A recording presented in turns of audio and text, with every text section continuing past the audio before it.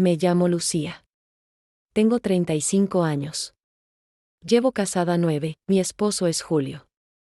Tiene 40, es arquitecto. De esos que trabajan más de lo que hablan.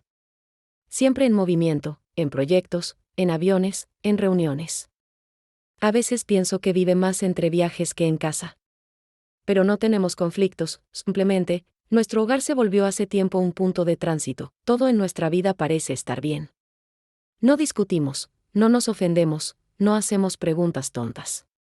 Julio es estable, responsable, un poco reservado. Pero siempre atento en los detalles. Parece que todo está en orden. Y justamente eso, quizás, es lo que más desgasta. Esta vez iba a México, otro viaje de trabajo. La mañana fue estándar, maleta, pasajes, café, una breve lista de no te olvides. Y ya en el coche, con la ventanilla bajada, me lanzó sin énfasis: Juan estará cerca. Si pasa, déjalo entrar. No quiero que estés sola toda la semana, lo dijo casi con descuido. Como una frase lateral, que se cayó del itinerario. No le di importancia. Solo asentí. Juan es su tío. Tiene 61, antes daba clases de filosofía. En la universidad. Callado, algo sarcástico, siempre con un libro en mano. Nos habíamos visto algunas veces en reuniones familiares, cruzado algunas palabras. Nada más, no esperaba su visita. Pensé que era simple cortesía. Como cuando alguien dice, si acaso, paso, sabiendo que no pasará, pero sí vino. 2 días después, estaba regando las plantas en el balcón cuando escuché el timbre. Abrí la puerta, ahí estaba. Tranquilo, con una botella de vino tinto en la mano. Hola, dijo con sencillez. Estoy de paso. Me detuve un poco para descansar, su tono era neutral. Sin imponerse. No pidió quedarse, no mostró incomodidad alguna, como si entrara en un lugar que ya conocía. Me sentí un poco desubicada, pero lo invité a pasar. Juan se quitó los zapatos, miró el pasillo como si recordara cómo era todo. ¿Hay café?, preguntó. Acabo de hacerlo, respondí. Nos sentamos en la cocina. No habló mucho. Recordaba viajes que había hecho con Julio. Pero hablaba sin formalidades familiares, sin esa cortesía de compromiso que suele aparecer en esas situaciones, y de pronto dijo: eres muy tranquila. Eso es bueno. Me sentí un poco incómoda, pero no lo mostré. Cuando en casa hay calma, uno también se calma. Miró por la ventana y añadió en voz baja: o solo está cansada. No fue una invasión. Ni una provocación. Pero fue dicho con precisión. No al corazón, más profundo. A ese lugar donde hace tiempo ya no llega nadie. La noche siguiente volvimos a estar en la cocina, aunque esta vez no preparé nada especial, solo saqué un poco de queso, unos tomates, abrí el vino que estaba en la nevera, y puse todo sobre la mesa sin planificación, como si esas cenas se hubieran vuelto parte del ritmo cotidiano. Aunque ayer mismo no habría imaginado que la simple presencia de alguien podría convertirse tan rápido en una rutina compartida. Juan se comportaba tranquilo, como antes, no demasiado hablador, pero tampoco distante, sin una participación fingida, pero tampoco pasivo. Ofreció cortar el pan, yo no me opuse, y ambos realizábamos tareas domésticas simples, que suelen parecer rutinarias, pero que hoy tenían algo extrañamente ordenado. Cenamos en el balcón, aunque la noche no era especialmente cálida, simplemente. No quería sentarme en la cocina, donde cada objeto ya estaba asociado o con Julio, o con el pasado. Allí, al aire libre, bajo el leve ruido de la ciudad, todo se percibía un poco distinto, no como una escena, sino como una pausa. Hablé de un artículo que había leído esa mañana, algo sobre las rupturas comunicativas entre generaciones, y él escuchaba con atención, sin interrumpir, sin añadir nada innecesario, solo haciendo preguntas precisas de vez en cuando, que mostraban que no solo estaba presente, sino realmente atento. Me sorprendí al darme cuenta de que todo ese tiempo estaba evaluando si él se sentía cómodo, si no estaba molesto, si no pensaba que se había quedado demasiado.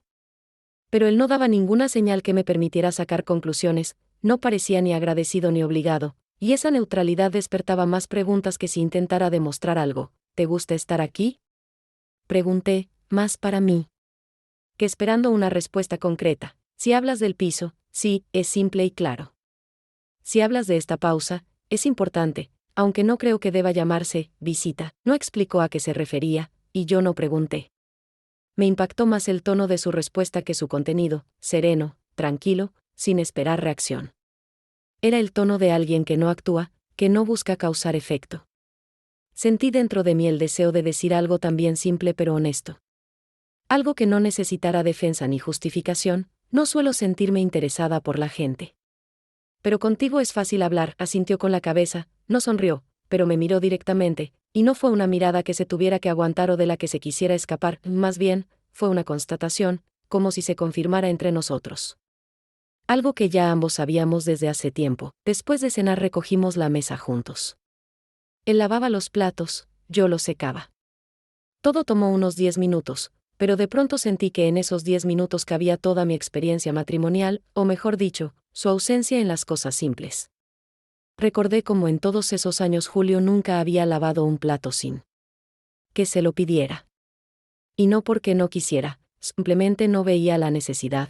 ¿Todo lo hacen según horario?, preguntó Juan. Cuando yo secaba la última copa, lo miré algo con recelo, porque no sabía si se refería a los días o al matrimonio. Pero aclaró, me refiero al ritmo. ¿Tienes momentos en los que simplemente no haces nada? No por cansancio, sino porque te permites no hacer nada. Quise responder que sí, que tengo esos momentos, que sé cómo descansar, pero no pude mentir. En lugar de una respuesta, puse la copa en la estantería y dije, tal vez simplemente ya. No sé cómo es no ser útil, no dijo nada más. Y eso no fue evitar el tema, sino aceptar el límite que yo misma aún no podía cruzar. A los pocos minutos fue a su habitación, y yo me quedé en la cocina, como si no hubiera salido aún del diálogo. No sentí que algo nuevo o dramático hubiera sucedido, pero con cada una de esas conversaciones, con cada noche, era más claro para mí. A su lado me sentía más precisa que cuando estaba sola. Unos días después, el jueves por la mañana, me desperté más tarde de lo habitual. El sueño había sido profundo, pero dentro de mí quedaba una extraña sensación de tensión. En la cocina ya olía a café fresco y pan tostado, y cuando salí descalza, aún algo somnolienta, Juan estaba de pie junto a la estufa, absolutamente tranquilo, como si hiciera eso cada día en su propia casa. No se giró de inmediato, solo dijo sin alzar la voz, buenos días. Café con canela. Espero que no te moleste, asentí con la cabeza. Me senté a la mesa, observando cómo sus manos se movían con seguridad, ningún gesto de más, todo preciso, como un ritual que conocía. Bien. Puso una taza delante de mí, acercó un plato con tostadas y explicó suavemente, sin dramatismo, durante 15 años preparé desayunos para mis hijos cada mañana. Luego se fueron. Pero las manos recuerdan qué hacer, incluso cuando ya nadie espera. No sabía qué responder. Todo ese momento era como algo muy simple, y al mismo tiempo completamente fuera de lugar. No porque él se comportara con arrogancia o invadiera mi espacio, sino porque el solo hecho de que él estuviera allí, en la cocina, con café, tostadas y ese silencio que no llenaba con palabras, parecía algo que no había existido antes y no debía estar ocurriendo. Y no se trataba de él, sino de mí, que de pronto comprendí, en todos estos años, ningún hombre me había preparado el desayuno simplemente así, sin motivo, sin que se lo pidiera, sin ningún trasfondo funcional. Intenté convertir todo en una broma, para aliviar esa presión interna que empezaba a crecer entre sus gestos y mis pensamientos. ¿Sueles visitar a familiares? Porque si todos reciben desayuno así, quizás deberías hacerlo más a menudo. Él colocó su taza sobre la mesa, se sentó frente a mí, no relajado, pero tampoco tenso. Su mirada era directa, sin juicio. Guardó silencio unos segundos, luego respondió con calma, como quien simplemente enuncia un hecho, no. Rara vez me quedo en casa de alguien. Pero Julio llamó y dijo, mira cómo está ella. Y decidí pasar. No fue una excusa, ni un intento de seducción, ni una manipulación. Fue una frase honesta, sin vueltas, sin tratar de parecer mejor. Pero en mí tocó un punto muy profundo que ni siquiera sabía que existía. Porque si él vino a mirar cómo estoy, entonces resulta que Julio sabe que no estoy del todo ahí. Que me estoy desvaneciendo o apagando. Y si lo sabe, ¿por qué no hace nada? No hice más preguntas, y él no intentó continuar la conversación. Comimos tranquilos, tanto que uno podía ni darse cuenta de cuando un desayuno simple se transforma en algo más que café con tostadas. Intentaba mantener todo dentro de ciertos límites, no mirar demasiado a fondo, no pensar. Pero su frase sobre las manos que aún cocinan, aunque ya nadie espera, se quedó conmigo, como un eco de algo que no alcancé a vivir, o que alguna vez ignoré sin querer. Unos días después, tenía pensado quedarme en casa, pero me di cuenta de que se me habían acabado los productos habituales y, al final, tendría que salir al supermercado. Estaba parada frente al armario, dudando si pedir entrega a domicilio. Como siempre, cuando Juan salió de su habitación con una taza de té vacía en la mano, estoy decidiendo si pido entrega o si voy al supermercado, dije, más para mí que para él. Él dejó la taza sobre la mesa y respondió sin dudar, sí. Vas, voy contigo. No tengo planes de todos modos, lo dijo tranquilo, sin ningún tono que sugiriera invitación ni intromisión. No tenía razón para negarme, pero tampoco sentí ligereza, era más bien un territorio nuevo, aún sin reglas, donde no sabíamos muy bien cómo comportarnos el uno con el otro. Todo seguía pareciendo cotidiano, pero había algo indefinido en el hecho de que simplemente viniera conmigo, como si fuéramos cercanos. En el coche casi no hablamos. Yo conducía, mirando la carretera, él iba al lado, mirando por la ventana. La playlist que había dejado puesta sonaba de fondo, sin imponerse, familiar. Y cuando cambié de canción, él no reaccionó. Esa indiferencia hacia los detalles me resultaba nueva. Julio solía comentar siempre, sobre el estilo, la letra, el intérprete, pero aquí todo quedaba en mis manos, y eso me desconcertaba un poco. En el supermercado tomamos canastos separados. Yo no lo propuse, pero él simplemente fue por otro pasillo, sin perderse, sin alejarse, solo dándome espacio para moverme a mi ritmo. A los pocos minutos nos volvimos a encontrar en la sección de verduras, y sin pensarlo, le pasé una bolsa de tomates para liberar mis manos. ¿Tienes platos favoritos?, pregunté, como al pasar. La comida para mí es una función. Si no tengo hambre, puedo olvidarme de comer hasta la noche, típico de profesor, sonrió. Sin sarcasmo, sin orgullo. Solo admitió, sí, así soy. Al final, nos encontramos en las cajas. Mientras esperábamos en la fila, vi que él llevaba solo una botella de agua, una lata de aceitunas y un queso blando. Nada al azar, todo parecía elegido con precisión, como si estuviera acostumbrado a comprar lo mínimo, pero no de cualquier manera. ¿Eso es para la cena?, le pregunté, señalando sus compras. Es por si quieres compartir el vino. Si no, será solo un tentempié. No era coqueteo. No había ambigüedad. Lo dijo en un tono que no requería respuesta, solo para que no quedaran cosas sin decir. Y por primera vez sentí que él no estaba intentando acercarse, simplemente no se alejaba. De regreso, paramos en una gasolinera. Mientras yo pagaba por el combustible, él se quedó junto al coche, esperando sin mirar el teléfono, sin apurarme, sin generar tensión, presente, pero sin insistencia alguna. Y justo en esa pausa tranquila empecé a comprender que su silencio no era indiferencia, sino una elección consciente de no invadir. Cuando llegamos, abrí la puerta, entré con las bolsas y, sin mirar atrás, dije, si tienes hambre, podemos preparar algo. O simplemente lo ponemos todo sobre la mesa y luego decidimos. No me molesta poner todo sobre la mesa. Y una vez más estábamos en la cocina, como personas que no habían planeado pasar la noche juntas, pero que no tenían nada en contra de hacerlo. Sin palabras de más, sin plan. Solo el hecho. Y esta vez, por primera vez desde su llegada, me sentí un poco más tranquila. No cómoda, todavía no. Pero ya sin esa resistencia interior. Al día siguiente, los dos nos quedamos en casa. Por la mañana lloviznaba, y ninguno tenía ganas de salir.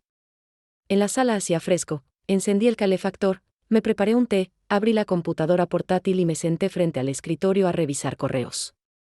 Juan, en silencio, se acomodó en el sillón de mi rincón de trabajo, no pidió permiso, pero tampoco se sintió invasivo. Tenía en las manos un libro viejo de mi estantería, uno que, la verdad, ni recordaba haber comprado. La habitación estaba en silencio. No uno tenso, sino natural. No era el tipo de silencio que hay que explicar. Simplemente, cada uno hacía lo suyo. Y eso me resultaba extraño, no porque él estuviera allí, sino porque no tenía que modificar mi comportamiento. Por su presencia. ¿Interesante el libro?, pregunté sin apartar la vista de la pantalla. No es tanto interesante como, tranquilo. No respondí nada, pero pensé que eso mismo podía decirse de él. Su presencia era igual, sin pretensiones, sin imposiciones. Simple y serena, pero no indiferente. Al mediodía preparé algo sencillo, pasta con verduras, trozos de queso. Cuando lo llamé a la mesa, vino con el libro aún en la mano y lo dejó a un lado. Comimos en silencio, no porque no tuviéramos temas, sino porque, al parecer, ninguno de los dos entendía aún del todo qué era lo que estaba pasando. Entre nosotros no había nada definido, y al mismo tiempo todo se sentía como si ya estuviera establecido. Después de comer, fui a darme una ducha. Antes, cuando había alguien en casa, siempre cerraba la puerta del baño, incluso si era Julio. Pero esta vez no la cerré del todo.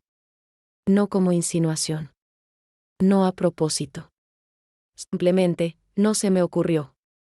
Y ya con el agua corriendo, me di cuenta de que ese pequeño gesto no era tan pequeño. Al volver a la habitación, lo vi en el mismo sillón, con el mismo libro.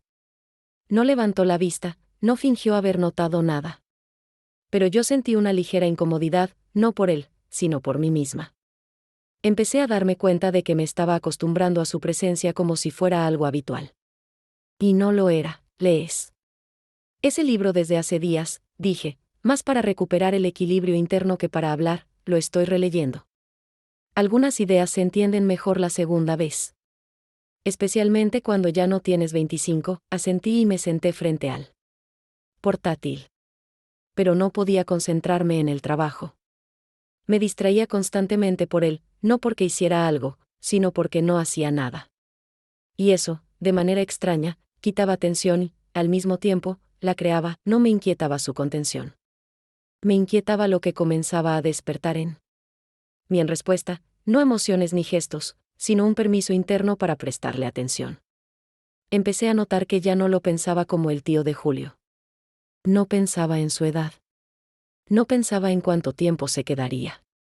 Solo observaba cómo se sentaba, cómo pasaba las páginas, cómo giraba la cabeza cuando escuchaba algo en la calle. No era fascinación.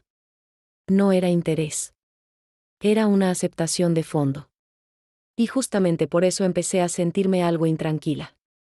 Porque cuando te das cuenta de que estás viendo a alguien como si siempre hubiera estado ahí, aunque en realidad llegó hace apenas unos días, eso siempre es el comienzo de un desplazamiento. Por la noche, volvimos a estar en la cocina. Yo limpiaba después de una cena ligera, él lavaba unas uvas que había traído del supermercado, y aunque entre nosotros no había ninguna tensión física ni un acercamiento evidente, sentía que hacía tiempo habíamos cruzado el límite del simple confort doméstico, aunque ninguno lo había dicho en voz alta. En sus gestos no había nada exhibicionista, no aparentaba estar ayudando, no intentaba impresionar, simplemente hacía todo como si llevara mucho tiempo formando parte de esa cocina, de ese espacio donde yo no tenía que explicar lo que hacía. Falta, mientras secaba la mesa, dijo de repente, sin cambiar de tono, como quien comenta algo muy simple, sin intención de abrir una charla seria, pero con una precisión total. ¿Tú y Julio están bien? No respondí de inmediato, no porque no supiera qué decir, sino porque esa frase no sonó como una pregunta, sonó como la constatación de algo evidente, algo que simplemente no se había dicho aún. Me apoyé en el borde de la mesa, miré por la ventana, donde ya había oscurecido hacía rato, y, casi sin pensarlo, respondí despacio, como si sacara cada frase con esfuerzo: él hace todo bien. Realmente lo intenta. Pero a veces siento que vivo como a la sombra de algo muy correcto, donde nadie me mira porque todo funciona, y con eso basta. Él se quedó en silencio. No cambió de tema. No se apresuró a contradecirme. Y justamente ese silencio, esa falta de prisa por reaccionar, hizo su presencia aún más nítida, porque no era indiferencia, era, al contrario, una aceptación profunda de mis palabras tal como eran. Y luego él, sin apartar la mirada, sin darle un peso emocional, simplemente dijo: yo una vez me fui de casa. Mi esposa era un sol, de verdad, buena, atenta, sincera. En nuestra casa todo era perfecto, orden, respeto mutuo, incluso palabras cálidas, pero nada se movía. Todo estaba quieto, incluso cuando hablábamos, incluso cuando reíamos. Y me fui. Sin escena, sin conflicto. Simplemente, desaparecí, no comenté nada. No porque no tuviera que decir, sino porque su historia no era sobre el pasado, ni sobre él. Era una respuesta a mi silencio, ese que yo aún no había pronunciado. Él no comparaba, no se justificaba, no presionaba, pero su experiencia se convirtió en un espejo en el que de repente vino la situación, sino a mí misma. Mi silencio. Mi cansancio. Mi deseo de, al menos por un momento, dejar de ser la que tiene todo en orden. Esa noche no lograba calmarme, nada concreto me preocupaba, pero dentro de mí se había acumulado una tensión extraña, difícil de explicar. Preparé un té, puse sobre la mesa unas galletas que quedaban de ayer, y abrí la ventana para dejar entrar algo de aire. Ya era de noche. Él entró en la cocina sin tocar la puerta, como lo había hecho los últimos días, con esa misma cautela que no pedía permiso, pero tampoco invadía. ¿Té? Pregunté, si queda, le serví una taza en silencio y la puse delante de él. Nos sentamos, y sentí que algo dentro de mí necesitaba hablar. No para obtener una respuesta, no por sentido, solo para no quedarme sola con mi propia cabeza. Pero las palabras no salían. Él también guardaba silencio. No con indiferencia ni tensión, simplemente, no tenía apuro. Oye, dije al fin. ¿No te parece que pasamos el tiempo de una forma extraña? ¿A qué te refieres? A esto. La rutina. El té. Las tareas diarias. No somos cercanos. Y, sin embargo, todo es tan tranquilo, como si nos conociéramos desde hace años. Pero no es así, él me miró, un poco más largo de lo habitual. No con reproche, ni con emoción. Solo directo, no me parece raro si dos personas no se aburren. Incluso sin historia, me molesté un poco. No por lo que dijo, sino por mí. Por no entender qué estaba sintiendo. Y porque, con cada día que pasaba, me resultaba más difícil separarme de él interiormente. ¿Te das cuenta de que tu presencia cambió todo? No de golpe, pero profundamente. Aquí no sobraba nada. Y de pronto, tú, si esto sobra, me puedo ir, no es eso, levanté la mirada. Es que no sé cómo comportarme contigo. Todo parece normal, pero dentro de mí ya no. Lo es, él movió su taza un poco al lado, puso las manos sobre la mesa. ¿Y quieres que haga algo? No. Quiero entender cómo llegamos a este momento, en el que te digo esto. Nos quedamos sentados en silencio. El té ya estaba frío, pero nadie se movía para rellenarlo o llevarlo. Yo miraba mi taza, él, la ventana. No era del todo cómodo, pero tampoco tenso. Solo un momento donde ninguno quería ser el primero en hablar. Tal vez ya llevo demasiado tiempo aquí, dijo él. Levanté la mirada.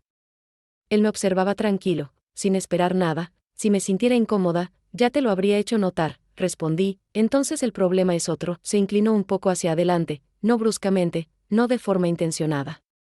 Solo acortó la distancia entre nosotros. Yo no me aparté.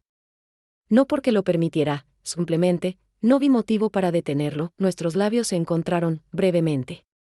Sin dramatismo, sin paso siguiente. Después de eso, no me levanté. Tampoco me alejé. Solo me quedé sentada, como estaba. No lo planeaba, dijo él en voz baja. Lo sé, respondí yo. Nadie dijo nada más. Estuvimos unos minutos así. Luego él se levantó, recogió su taza y se fue a su habitación. Sin palabras, sin mirar atrás, yo me quedé sentada en el mismo lugar. Y por primera vez en estos días, supe con certeza, ahora todo es distinto. Sin drama, sin explicaciones. Simplemente, ya no es como antes. A la mañana siguiente me desperté más temprano de lo habitual, aunque el sueño había sido fragmentado y poco profundo, con largas pausas en las que o bien miraba al techo, o escuchaba sin pensar los sonidos del pasillo, como si esperara alguna señal que dijera que no pasó nada, que aún podía llamarse un malentendido, una coincidencia, o incluso un sueño. Pero cuando entré a la cocina, vi que Juan ya había preparado el café, había cortado el pan, y lo había hecho con la misma sencillez con que lo había hecho los días anteriores, solo que esta vez, en el aire, había un silencio con forma. No mencionó lo de anoche. No dijo nada sobre lo que había pasado. Y en eso había algo más complejo que cualquier confesión. Me senté frente a él, tomaba café, fingía leer algo en el teléfono, pero en realidad no podía dejar de pensar en cómo habitar esta nueva realidad, que ya no podía deshacerse, porque el primer paso ya estaba dado. No sentía vergüenza ni culpa en el sentido clásico que nos enseñan desde pequeños. Sentía algo parecido al frío, un frío muy preciso y contenido, que venía no de fuera, sino de dentro, como cuando entras en una habitación donde alguien acaba de estar, y ya sabes que su presencia cambió la temperatura del aire. Él no evitaba mi mirada, no intentaba ser demasiado amable, no me daba señales que me forzaran a explicar nada, solo estaba ahí, atento y callado dentro de unos márgenes que de pronto se volvieron demasiado evidentes. Yo entendía, lo que pasó ya no se puede deshacer. No fue solo un beso, no fue el gesto en sí, fue una elección, aunque inconsciente, aunque pareciera que ocurrió solo. Dejé caer algo en el espacio entre nosotros, y ahora eso está aquí. Sin nombre, sin rol, sin un significado concreto, pero con una presencia clarísima. Y mientras tomábamos café, como si todo fuera igual que siempre, esa presencia se sentaba con nosotros a la mesa, callaba con nosotros, y llenaba cada pausa, incluso cuando hablábamos del clima, no volvimos a tocar ese tema. No porque no quisiéramos, sino porque sabíamos, cualquier palabra ahora sería demasiado poca, o demasiado. Entre nosotros apareció un silencio compartido, no una ruptura, no enojo, no tensión, sino precisamente un reconocimiento silencioso de que pasó algo que ya no se puede rebobinar. No porque hayamos hecho algo terrible, sino porque nos permitimos aparecer en otro rol, no como esposa, no como tío, sino como dos personas que por un momento dejaron de esconderse detrás de las máscaras asignadas. Yo sabía que ahora era culpable. Pero no ante Julio. Ni siquiera ante Juan. Era culpable ante mí misma, ante esa versión mía que había sostenido el equilibrio durante tanto tiempo, sin permitirse avanzar más allá de lo permitido.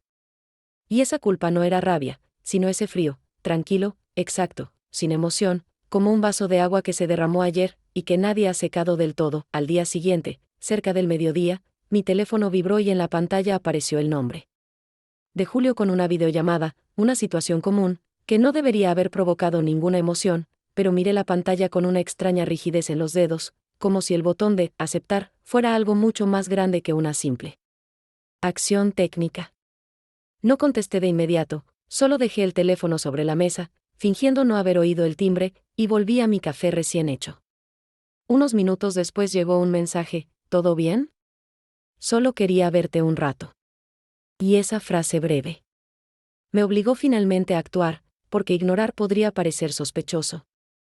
Aunque en la superficie nada sospechoso había pasado, abrí el chat y empecé a escribir una respuesta, tratando de mantener ese tono que solíamos usar en estas situaciones, un poco neutral, un poco cálido, sin saltos emocionales. ¿Por qué? Entre nosotros hacía tiempo que no quedaba espacio para la pasión, pero aún persistía el deber de no mostrar cansancio. Escribí: todo bien. Tranquilo. Tu tío, súper correcto. Todo en calma, no te preocupes. Y en cuanto el texto apareció en el globo del chat, sentí que, a pesar de lo cuidadosamente elegidas que eran las palabras, sonaban casi como una defensa, como un intento de convencer, no a él, sino a mí misma, de que todo seguía dentro de los márgenes. En ese momento, Juan salió del baño, con la toalla sobre los hombros, el pelo aún húmedo, y al ver que sostenía el teléfono en la mano, echó un vistazo breve a la pantalla, sin intervenir, sin pedir explicaciones. Leyó todo de un vistazo, no comentó nada, no cambió la expresión del rostro, solo dejó su taza sobre la mesa y dijo con voz neutral, como si hablara de los planes del día: es hora de que me vaya. Su voz no fue ni suave ni severa, fue honesta, como todo lo que había sido entre nosotros en los últimos días. No había dramatismo, ni culpa, ni preguntas. No fue un «tengo que irme», fue un «sé cuándo es momento de detenerme». Y justo por eso, sentí como algo dentro de mí se hundía de golpe, como un ancla, porque él no me pedía nada, no exigía decisiones, no dejaba insinuaciones sobre lo que vendría después. Solo dijo un hecho, como un adulto que no busca actuar en la historia de otro. Asentí con la cabeza, sin levantarme, sin girarme del todo hacia él, solo dije en voz baja: «Está bien. Si hace falta, pido un taxi». Él respondió que se las arreglaría solo, y empezó a recoger sus cosas sin apuro, sabiendo exactamente qué había traído y qué dejaba. Cuando desapareció tras la puerta de la habitación, yo seguía sentada en la cocina, completamente inmóvil, con el teléfono en la mano como si fuera un objeto ajeno, incapaz ya de aclarar nada. Esa llamada, que tanto temía, no fue una revelación. No fue una ruptura, no terminó nada, pero en ella vi con claridad cuánto fingimos estar tranquilos cuando por dentro ya se está viviendo otra historia. Y Juan, que vio mi pantalla, no dijo una palabra, porque entendió, en esa frase breve. Yo ya había elegido, al menos en lo externo. Y por dentro, todo seguía abierto.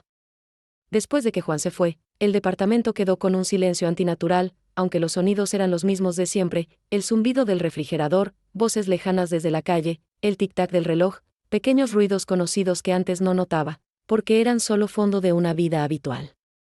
Estaba sentada en la terraza, con una taza de té ya frío entre las manos, mirando la noche que disolvía las luces de las farolas, intentando entender qué fue exactamente lo que sucedió en esos pocos días que no debían parecer excepcionales.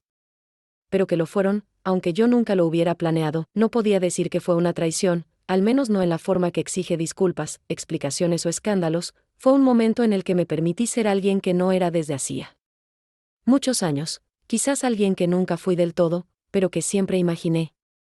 Y eso daba más miedo que cualquier acto físico, porque una acción aún puede racionalizarse, pero un desplazamiento interno, cuando dejas de ser quien se contiene y pasas a ser quien elige sentirse viva, aunque solo sea por unos segundos. Es mucho más difícil de revertir, recordaba cada momento con él, como miraba, sin intentar leerme, pero viendo igual. Como callaba, no para esconderse, sino para dar espacio, como sus frases no ofrecían nada, pero me llevaban más allá de mi neutralidad. Era como si repasara esas escenas una y otra vez, no para juzgarlas, sino para entender en qué momento hice la elección. Porque no pareció una decisión, sino una caída suave por una superficie lisa, donde ningún punto decía, ahora, me repetía, esto no fue un romance ni un juego peligroso. Ni siquiera fue un impulso temporal. Fue mirarme al espejo y ver una versión mía sin roles, sin debes, sin no puedes, sin agradece lo que tienes. Y esa versión no era mejor ni peor, solo distinta, no la que muestro todos los días. Me permití que saliera, no la frené, no la rechacé, no la juzgué. Y ahí está la mayor dificultad, no en lo que pasó, sino en que no me detuve cuando aún podía hacerlo sin dejar rastro. Una puede contarse muchas veces que en realidad no ocurrió nada, que un beso no es una frontera, que el silencio no rompe las reglas, que todo fue una coincidencia accidental de circunstancias, pero por dentro ya sabía que eso era mentira. No me sentí víctima, no lo culpé a él, no busqué justificaciones. Todo fue honesto, demasiado honesto como para dejar margen al no cuenta. Bebía el té en silencio y entendía que, desde ahora, me tocará vivir conmigo misma un poco distinta. No porque hice algo imperdonable, ni porque pequé ante la mirada de los demás, sino porque ahora sé, hay una versión de mí que permite la debilidad. Y esa debilidad no se ve como caída, se ve como vida. Una vida en la que, por primera vez en mucho tiempo, me permití sentir algo hasta el final. Unos días después, Julio volvió, ni antes, ni después, justo según el plan, como siempre.